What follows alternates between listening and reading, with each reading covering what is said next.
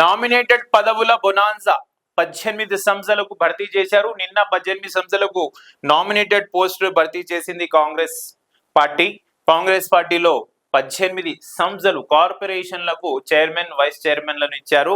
So దాని గురించి వార్త. ఖాళీగా ఉన్న నామినేటెడ్ పోస్టులను భర్తీ చేస్తూ రాష్ట్ర ప్రభుత్వం బుధవారం ఉత్తర్వులు జారీ చేసింది. దాదాపు 2.5 సంవత్సరాల తర్వాత ఖాళీగా ఉన్న కార్పొరేషన్లకు చైర్మన్లను ఖరారు చేసింది. కాంగ్రెస్ పార్టీలో కొన్నేళ్లుగా నిబద్ధత, అంకిత భావంతో పనిచేసే వారిని ఈ పదవుల్లో నియమించారు. వీటి భర్తీకి కొద్ది రోజులుగా సీఎం రేవంత్ రెడ్డితో పిసిసి అధ్యక్షుడు మహేష్ కుమార్ గౌడ్ చర్చలు నిర్వహించి పేర్లను ఖరారు చేసినట్లు పార్టీ వర్గాలు తెలిపాయి. కనీసం 5 నుంచి 10 ఏళ్లుగా పార్టీ కోసం కష్టపడి పనిచేసిన వారిని మాత్రమే ఎంపిక చేయాలనే ప్రతిపాదనతో మొత్తం 18 సంస్థల్లో పదవులను భర్తీ చేశారు. కనీసం 5 నుంచి 10 ఏళ్లుగా పార్టీ కోసం కష్టపడి పనిచేసిన వారిని మాత్రమే ఎంపిక చేయాలనే ప్రతిపాదన ఇది. అంటే ఇక్కడ గమనించాల్సిన విషయం ఉంది. తదుపరిది నేను మిగతా 3వ పేజీలో ఉందండి, అది చెప్తా. సో కనీసం 5 నుంచి 10 సంవత్సరాలుగా పార్టీ కోసం కష్టపడి పనిచేసిన వారిని మాత్రమే ఎంపిక చేయాలనే ప్రతిపాదికతో మొత్తం 18 సంస్థల్లో పదవులను భర్తీ చేశారు. రాష్ట్రంలో కాంగ్రెస్ ప్రభుత్వం 2023 డిసెంబర్లో ఏర్పాటైన తర్వాత తొలుత 24 జూలైలో కొన్ని సంస్థల పదవులను భర్తీ చేసింది. ఓకే, ఆ తర్వాత మరికొన్ని ఖాళీగా ఉన్నాయని పలువురు గట్టిగా ప్రయత్నించారు. పార్టీ కోసం పనిచేసిన వారిని గుర్తించి ఎంపిక చేయడానికి సుదీర్ఘ కసరత్తు చేసినట్లు మహేష్ కుమార్ గౌడ్ చెప్పారు. ప్రభుత్వం అమలు చేస్తున్న కార్యక్రమాలు, పథకాలను ప్రజల్లోకి తీసుకెళ్లేందుకు అంకిత భావంతో పనిచేసే వారిని గుర్తించి, చూడండి మళ్ళా, ప్రభుత్వం అమలు చేస్తున్న కార్యక్రమాలు, పథకాలను ప్రజల్లోకి తీసుకెళ్లేందుకు అంకిత భావంతో పనిచేసే వారిని గుర్తించి ఈ పదవుల్లో నియమించినట్లు తెలిపారు. కారు కూడా లేని కొందరు పేద నాయకులను గుర్తించి ఎంపిక చేసినట్లు ఆయన వివరించారు. సో కారు కూడా లేని కొంతమంది నాయకులను గుర్తించి ఎంపిక చేసినారు. 5 నుంచి 10 ఏళ్ల సంవత్సరంలో పార్టీకి పనిచేసిన వాళ్ళనే ఎంపిక చేశారు అని చెప్తున్నారు.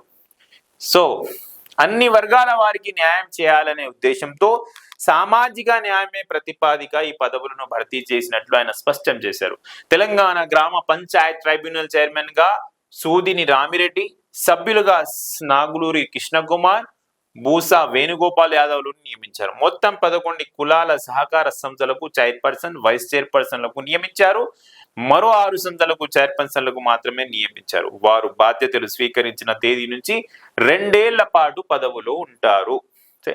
బ్రాహ్మణ సంక్షేమ పరిషత్ బస్వరాజ్ శ్రీనివాస్ చైర్పర్సన్, సుబ్రహ్మణ్య ప్రసాద్, వాషర్మెన్ సహకార సమితి అజయ్ కుమార్, గీతా కార్మికులు చంద్రశేఖర్ గౌడ్, పేరిక సహకార సంస్థ వెంకటేశ్వర్లు, మెర సహకార సంస్థ సంఘ వెంకటరాజం, వాల్మీకి బోయ గట్టు తిమ్మప్ప, మున్నూరు కాపు బొమ్మ శ్రీరామ్, యాదవ ఎం రఘునాథ్ యాదవ్, చూడండి, యాదవ సహకార సంస్థ ఎం రఘునాథ్ యాదవ్, జి భాస్కర్ యాదవ్, వడ్డెర జి రేణుకా నారాయణ, బత్తుల వెంకటేశ, చేనేత అభివృద్ధి సంస్థ డి వెంకటరమణ, జె అనిత, కమ్మ కార్పొరేషన్ బండి రమేష్, పరుచూరి మురళి, పద్మశాలి సహకార సంస్థ గూడూరు శ్రీనివాస్, వెలమ జువ్వాడి నరసింహరావు, భట్రాజు సహకార సమైక్య సిహెచ్ బాలరాజు, పశుగానాభివృద్ధి సంస్థ చరణ్ కౌశిక్ యాదవ్, మేకల గొర్రెల అభివృద్ధి సమైక్య కొల్లె సరిత, తెలుగు అకాడమీ వెంకటనారాయణ.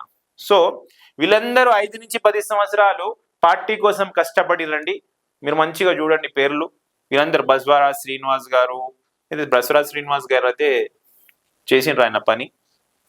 మళ్ళా వీళ్ళందరూ యాదవ్ ఎం రఘునాథ్ యాదవ్ గారు, మళ్ళా కమ్మ కార్పొరేషన్ బండి రమేష్ గారు, వీళ్ళందరూ అండి 5 సంవత్సరాల నుంచి 10 సంవత్సరాల వరకు పార్టీ కోసం కష్టపడి, అహర్నిశలు కష్టపడి 10 సంవత్సరాల నుంచి కాంగ్రెస్ పార్టీలో ఉండి ఈ కార్పొరేషన్లకు చైర్మన్లు అయ్యారంట. అట్లా చెప్పిర్రంట పిసిసి చీఫ్ మహేష్ కుమార్ గౌడ్. అదే విధంగా కారు కూడా లేని నాయకులకు కార్పొరేషన్ చైర్మన్లు చేశామంటారు.